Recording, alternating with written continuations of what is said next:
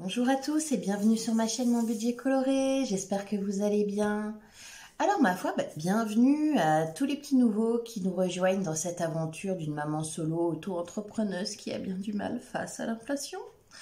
Et sinon, si vous êtes de passage, n'hésitez pas à vous abonner pour plus de vidéos. Donc voilà.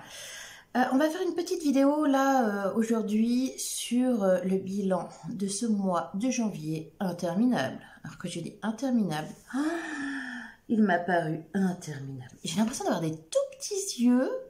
C'est parce que je suis réveillée depuis tôt ce matin. Ellie prenait son train ce matin pour Caen. Et le réveil a été dur, quoi, 5 h du mat pour l'emmener à la gare en sachant qu'elle s'est pas réveillée, que ça a été la course, que j'ai cru qu'elle allait louper son train et que c'était compliqué ce matin, c'était très très compliqué. Donc là, Mathilde vient de partir à l'école et j'enquille sur les vidéos. Comme ça, j'ai fait une première vidéo bilan du mois de janvier. Et la deuxième vidéo dans l'enchaînement, ça va être le remplissage d'enveloppe, étant donné que j'ai été chercher le liquide ce matin. Donc, un petit bilan vite fait de ce mois de janvier. Alors, premier fait, c'est que je demande la garde exclusive de mes filles. Donc, ça y est, je me suis décidée. Le papa ne respecte pas tant que ça le droit de garde. Il ne les prend quasi jamais. Normalement, alors on s'était mis d'accord sur un week-end sur 2 et la moitié des vacances, c'est devenu 3 jours pendant 15 jours de vacances. Étant donné qu'Ellie demande son changement de nom, elle veut s'appeler comme moi, que Mathilde veut suivre aussi parce qu'elle veut faire comme sa sœur aînée. Voilà quoi, j'ai demandé la garde exclusive. Lui ne s'y oppose absolument pas, il est même prêt à payer un peu plus de pension alimentaire. Donc, j'ai envie un petit peu de légaliser les choses, voilà, de leur donner une réalité juridique aux choses. Il y a un moment, les accords à l'amiable, c'est bien beau, mais j'ai envie d'avoir un papier, j'ai envie d'avoir un jugement. Donc, on a fait une demande de convention parentale au juge aux affaires familiales. Il l'a signé, mon ex l'a signé. Il ne s'est absolument pas opposé.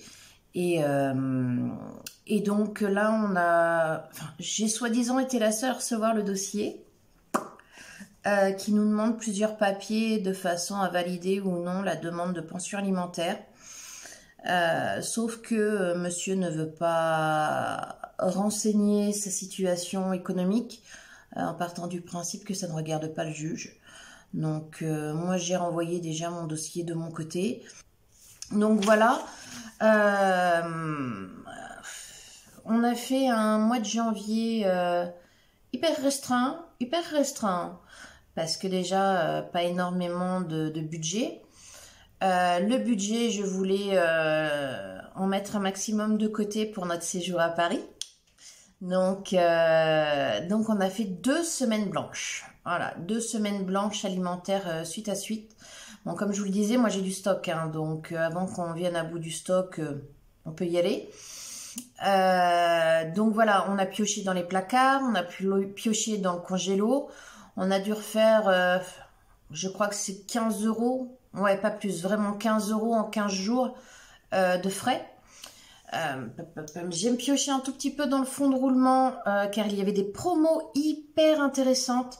Je pense à la litière des chats.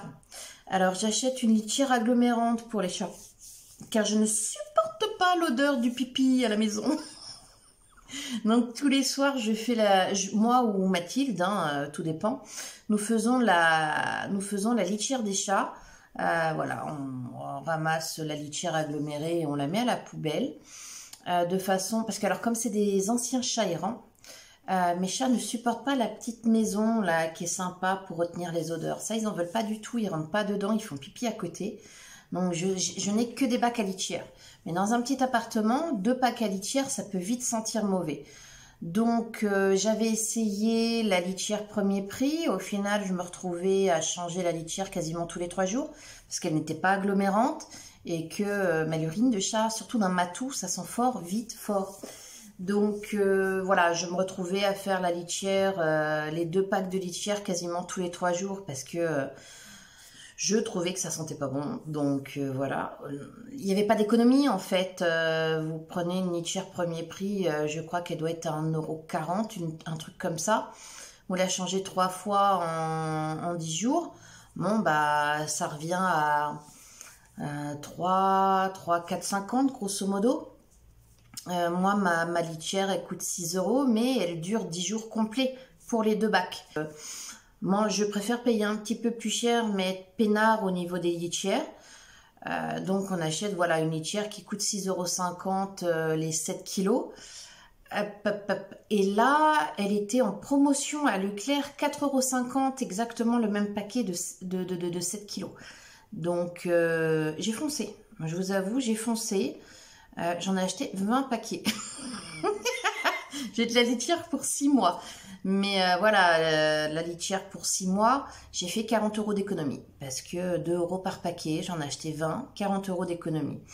Donc ce que je vais faire, c'est que pour les 6 prochains mois, je vais enlever les 20 € de budget des chats que je mets dans les enveloppes. Et je vais le laisser, je vais le remettre sur mon fonds de roulement de façon à me rembourser mon fonds de roulement.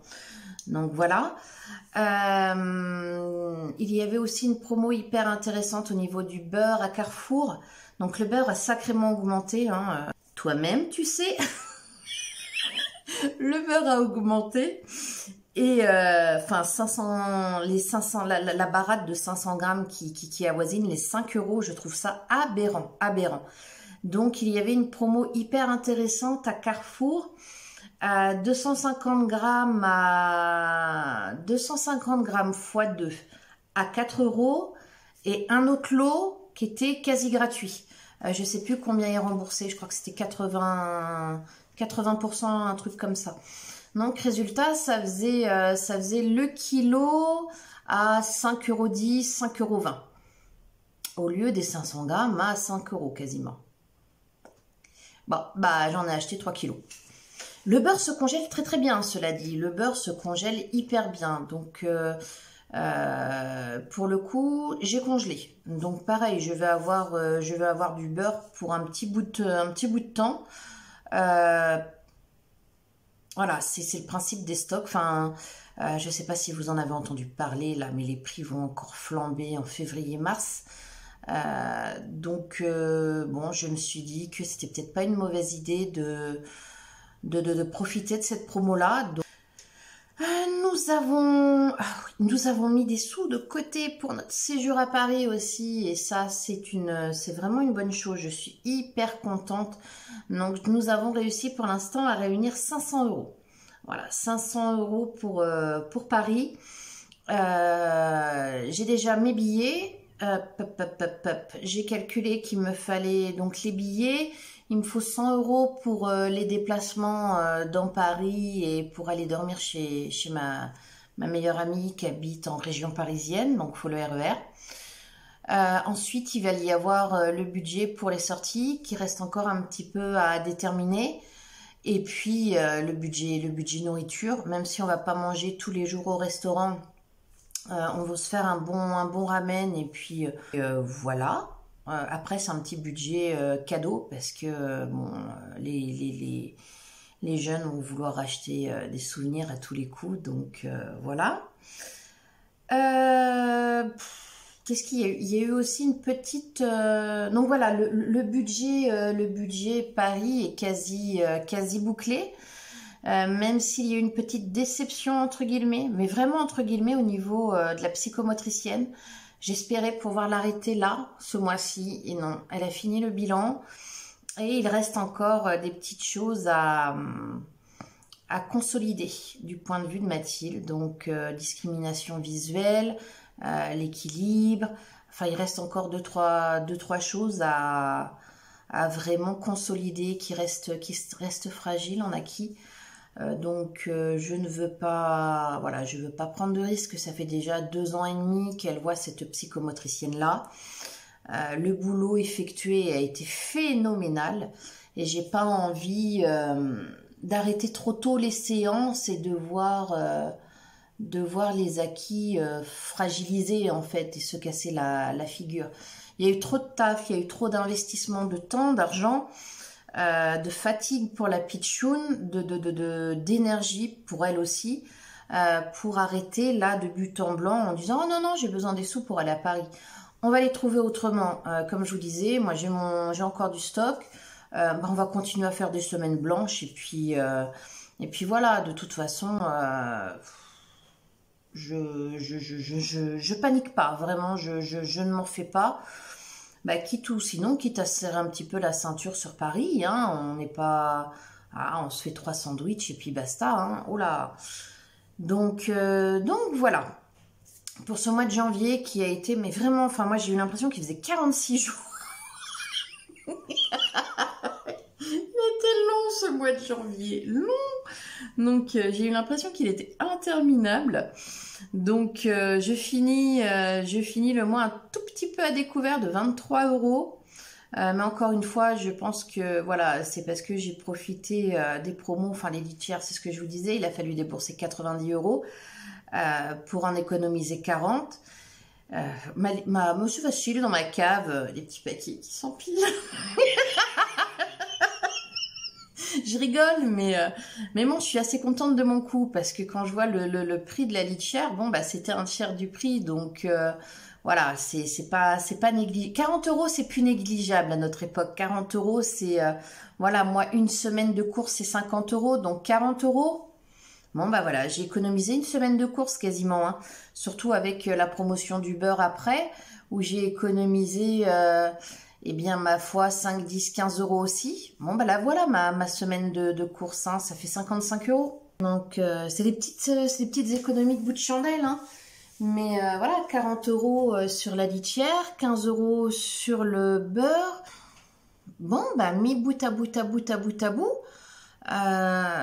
ça vaut le coup, ça vaut le coup. Enfin, moi maintenant, c'est comme ça que j'essaye au maximum de rentabiliser mes courses, de les optimiser. Je pars du principe qu'il n'y a pas de petites économies, qu'il n'y a pas que voilà, comme dit Mathilde, ce sont les petites rivières qui font les grands ruisseaux. Et je suis entièrement d'accord avec elle sur ce principe-là.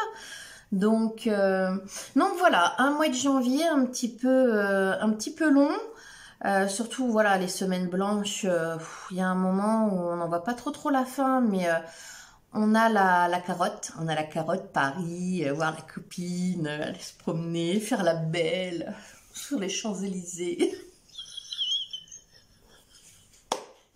Enfin voilà. Au niveau bonnes affaires, le mois de janvier a été sympathique aussi. Et bon bah voilà, on va continuer la psychomotricienne. Normalement voilà, on a eu un bilan aussi bien orthophoniste que psychomote, donc Mathilde devrait arrêter les deux normalement au mois de juin et devrait être tranquille l'année prochaine. On croise les doigts pour que ça soit le cas. Et donc, on se retrouve très rapidement pour le remplissage des enveloppes. Donc voilà, prenez soin de vous. Bye bye!